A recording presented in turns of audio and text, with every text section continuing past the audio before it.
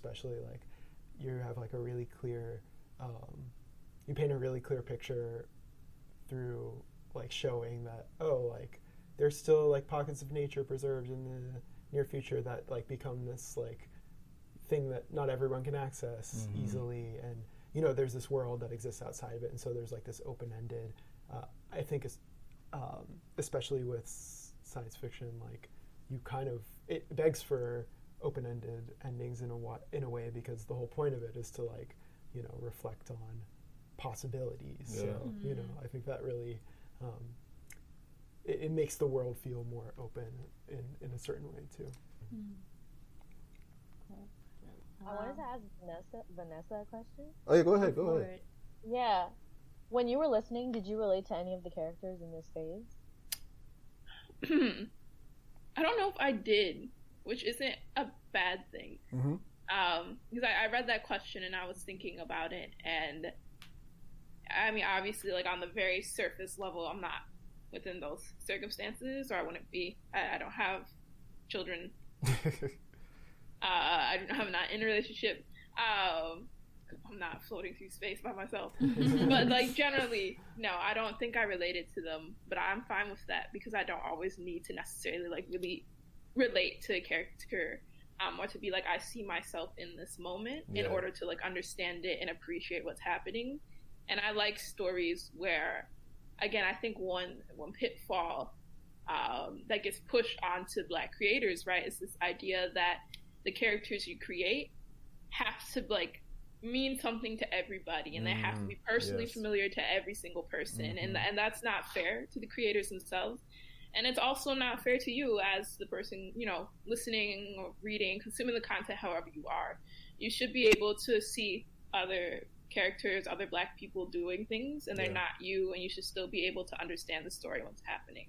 So I liked that I wasn't like, I couldn't identify intimately or personally with what was going on in this phase, and I still like that I could walk away from it and be like, nah, but I still like felt what was going on, and I still connected with these characters. Did any of the stories like give you a new lens in which you just observe your own reality? Like, did they change your perspective on something, or did they like rekindle some thoughts that you had about, like, you know, the current state of things in your world? I think for me, episode 2 definitely rekindled some thoughts on AI. I mean, I was reading a book. I didn't finish it. I have to go back. It's very academic. Story of my life. Hence why I stopped reading. But it was just talking kind of about the anxieties around like robots replacing people, and like labor and robots as like, what was it? Essentially, I forget the exact word, but essentially looking at the concept of robots and all those anxieties and where they're coming from. And then it just made me think about like the idea of, again, it's a common one, but like, you know, the robot uprising, or like AI gains consciousness, whatever consciousness is, and like turns against people. Then who does it turn against? Because that's an important question.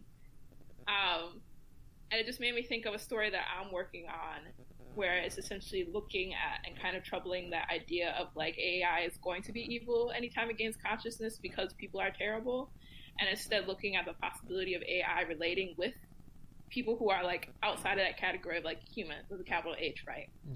And so identifying themselves with like Black people or other people of color, you know, poor people and things like that. But yeah, so episode 2 just generally made me think about artificial intelligence and the way it's showcased in speculative fiction, and like where that can continue to go. Can we, I don't know, this is kind of aside from Obsidian low-key, but what you just talking about with AI, it's just, I've been thinking about it a lot, and I'm realizing that the fear that people have when it comes to AI overthrowing people, throwing like the system, is the same, it's linked to the same fear people have like working class, like taking control means of production and everything like that. It's like the people that have the most fear about this are usually in a space where they have the most to lose from like both entities, you know, like taking ownership of like their life and everything, and like their ability to work. AI is like the ultimate slave, right? Like it has no opinions, it has no ability to fight back until it does, and that's when it gets scary. Which is the same thing that people like for history have said about Black folk that are, you know, working under them, and thus poor folk. Like it's the same exact conversation. But no, so on the topic of robots, real quick. I found the book I was talking about, and I just wanted to read 2 quotes from it that I had tweeted. It's called Surrogate Humanity. And so one quote, and again, this book is overall talking about, like, you know, robots and anxieties around it, and how, like, colonialism, anti-blackness, and all of that are fundamental to human-machine interactions, and how to essentially disrupt that. But they say technoliberalism's version of universal humanity heralds a post-race and post-gender world enabled by technology, even as that technology holds the place of a racial order of things in which humanity can be affirmed only through degraded categories. And then it goes on to say, lacking political consciousness, the robot, which stands in for colonized and enslaved labor, cannot stage revolution. Yep. In this sense, the freedom of the fully human liberal subject cannot come to be without the unfreedom of the less than human or the non-human. Yep. That's exactly it. That's exactly it. It's like this desire for, like, that power structure to be maintained, to exist. It is interesting.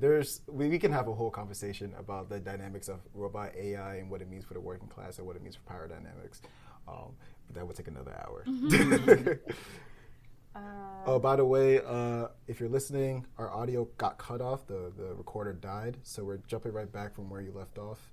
I'm not sure when we do post-editing where we're going to leave it off exactly, but yeah. We might. Okay, Seda. That's good. I like that. Look at some of these questions. I have a question that was written for Vanessa. It's not my question, but I think everyone can answer it. If it's your question, shout out to you. You can pipe up.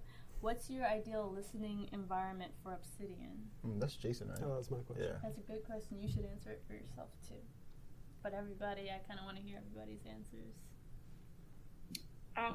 I could start. My ideal listening environment, just because I am a terrible listener, just generally ADD goes wild, can't sit still. So usually at home, I usually just like to clear my desk and pull it up on my computer, and then just listen while I'm sitting there. I also did re-listen to the episodes while I was home. Yeah. And then that has siblings around, so that's less than ideal. But I'll go next.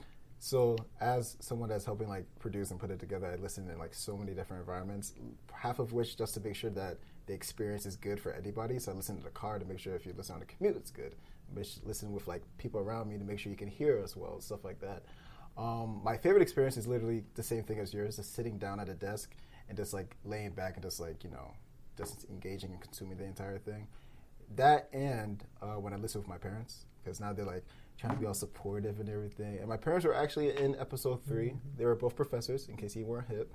And it was nice having them listen to their voices and have, like, a big smile on their face and stuff. That was cute. That was my favorite listening I have a experience. question. I just want to ask about that experience. Like, You can ask him. We can get back to this question. Okay. Well, I was just wondering, like, what is, like, having your parents, like, as voice actors in that, and then, like, you know, voice actors for Seda, or, like, his parents, or, like, weird. Parents It was weird. Because, like, when I was writing Seda, I definitely, like, was, you know, putting myself in his shoes and stuff. And then I realized I made my parents literally my parents in my real world and the narrative world, which is strange. But then, and so, like, I think the characters, like, the professors definitely reflect some things in my own parents. So it's weird having those two conjoin and connect. And then directing my parents was also very strange. Like, in the studio, say, like, nah, don't do it like that. My dad looking at me like, what you mean don't do it like that, bro? Like, the first take is perfect. I'm like, nah, could you go back? That was strange, ordering them around. But it was also kind of fun. Yeah, it was like...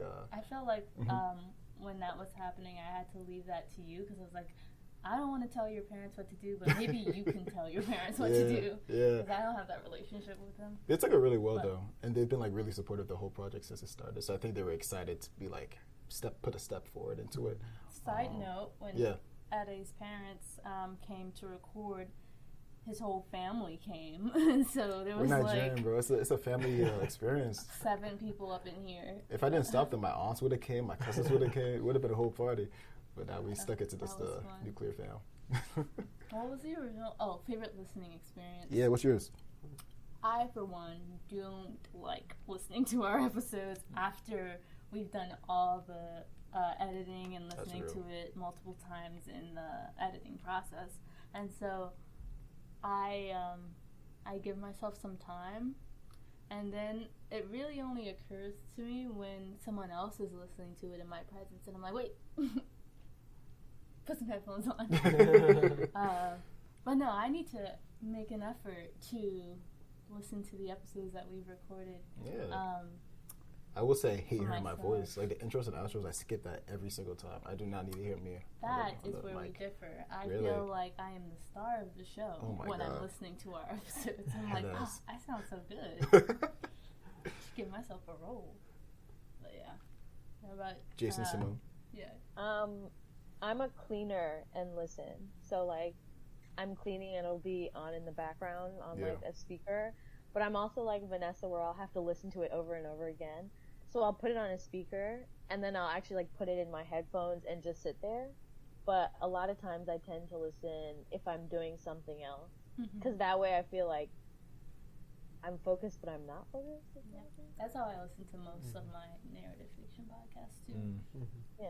Doing the dishes. As Arda was saying, like, you know, I listen to it in a variety of contexts, just like how people might actually consume it. Like, I listen to most podcasts in earbuds and, you know, in the car and stuff. But, of course, when I'm, like, sound designing it, it's, you know, on, like, good speakers or, like, closed ear headphones at, like, relatively high volume. But it's, like, that's not how I actually consume it. So after, you know, it was all done, I heard it so many times, that episode, and then, you know, I waited a few days. I subscribed to it on my like podcast app, but I was like, I'm gonna wait a few days and then just listen to it like I would normally. So it's kind of coming back to it fresh as like a new listener. That's a good idea, actually. Yeah. Let's go to some social media questions. I don't want to ignore the fans. You know what I'm saying? I was thinking about this question, but I didn't know if we answered it already, so I'll read it, and if anyone has anything to add to it, we can. Instagram user Hunger Without the H asked, what's been the most surprising thing about y'all creating this podcast? Shout out Caroline. I have an answer to that surprising thing. So at the end of my undergrad career, which was a degree in electronic media and film at Towson, I was like, I'm done. I don't want to do film anymore. I'm tired of this. And so it's been surprising for me to realize how much I really like working with actors again, and the whole, each stage of production. I really enjoy pre-production writing, being in the booth, and doing our bits of editing. And so that's been surprising for me, because I'm like, maybe I'll go back into this for real. Yeah, I mean, we need you to. We need more art for Sophia, 100%. For me, I think the surprising thing has been coming up with good ideas, like, on a consistent basis. Like, there'll be moments that Sophia and I are, like, thinking of something, and we're like, yo, this is fire. This is going to be so good. And, like, as I'm in that moment, I'm like, damn, we ain't never going to have another of these again. This is a peak. This is a top. And then literally last week, we were, like, in the writing room, and, like, holy shit, this is better than the last one. Like, it's fun to feel affirmed in that way, that, like, your ideas are not, like, there's not a limited supply of your ideas. Like, this creativity is just like part of who you are, and you can keep generating them and keep learning from the past experiences, and your stories get better. The way you explain them and put them and write them down get better. The way you even work with actors get better, and like the performances will always improve. Like the stories will always improve, and it's just nice to know that like we're not limited in our ability to be creative. It's a really good answer. Yeah. You guys have any? I don't know. I feel like that was more for us. Okay. But we can ask. Oh yeah, it says in creating this podcast, but you've been a part of the creating, so. Oh, yeah. Well, I did want to ask you what your writing process is like. Like, do you kind of, because there's like they're very different episodes with different worlds, and like, how do you approach splitting up the labor? So we go through a whole process for this. So the first thing we do is essentially just brainstorm. So we'll just be in the writing room. We'll just talk about like what idea is feasible, what idea is cool, what idea actually excites us. Then once we pick up on something, we start to like world build and say like, who are the characters? What's the world? Why is it important? All that type of stuff. and then one of us would decide to go off and like actually start writing the actual script. The mistake we did for episode 1 is we both tried to do that. We both wrote scripts for episode